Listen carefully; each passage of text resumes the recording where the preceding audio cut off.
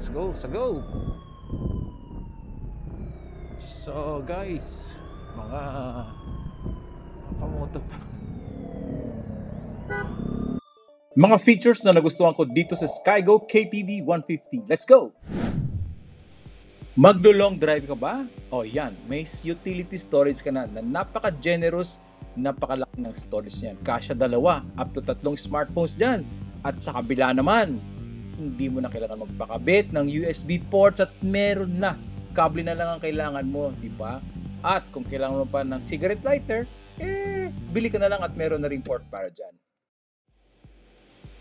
Yung iba tinitipid, si Skygo nilagay na lahat. Headlight, daylight, signal light, taillight, lahat yan LED. Ibig sabihin, high quality na ang ilaw mo, hindi madilim sa gabi, maliwanag. Controls, correct. Nakita nyo, complete. May hazard button at enabled na yan. May passing light button at enabled din yan. May bar end, hindi ka nabibili. Sa kabila naman, merong idling stop. Complete. Ano pang hinahanap nyo? Magsingit-singit na kayo. Filter. Itong bike na to, sa unang tingin napaka-intimidating. Akala mo hindi mo siya kayang i-maneuver, ilusot-lusot, i-filter sa mga masisikip na kalye. Pero nasubukan ko na to sa almost 300 kilometers na tinakbo ko dito sa Skygo KPV 150. Wala akong naging problema.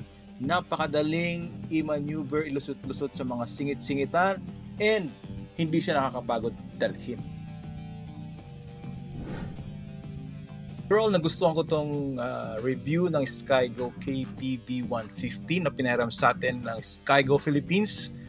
Handling, yung sitting position, yung performance, yung mga features na nilagay sa bike niya, nagustuhan ko lahat.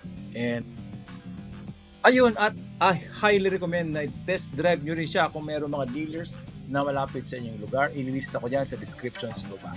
Babush!